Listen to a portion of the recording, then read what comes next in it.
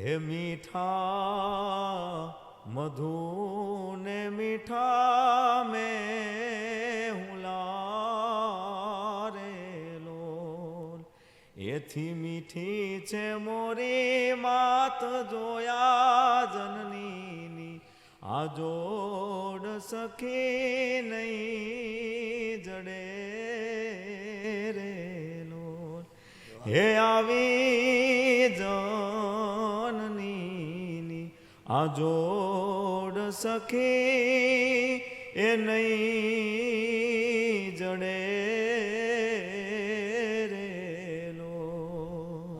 અને સાથે સાથે સંગીતની સફર. સંગીતની 8 વર્ષની ઉંમરનો હતો ત્યારે મારા પપ્પા છે ને એ બધા ભજનો ગાતા. ઉદાજી મારા વાલાને વઢીને કેજો, વાહોલિયા તમે ધીરા રે ધીરા વાજો, આવા બધા ભજનો ગાતા. તો હું સાંભળતો અને ઘરે બધા કલાકારો તો સાંભળતો. પણ મને એમ થયું કે મેં પપ્પાને પૂછ્યું કે મારે આ ગાવું હોય તો કે બેટા એની માટે સ્વર જ્ઞાન જોઈએ, એની માટે સંગીત શાળામાં શીખવા જવું પડે તો બધું તને આવડે. પણ એમ નહીં, મારે આમને તમે ગાવ છો તો તમે ક્યાં શીખવા ગયા હતા? મારા પપ્પા કે હું તો ક્યાંય શીખવા નહોતો ગયો, મેં તો સાંભળીને બધું ડેવલપ કર્યું છે, મને આવડે છે.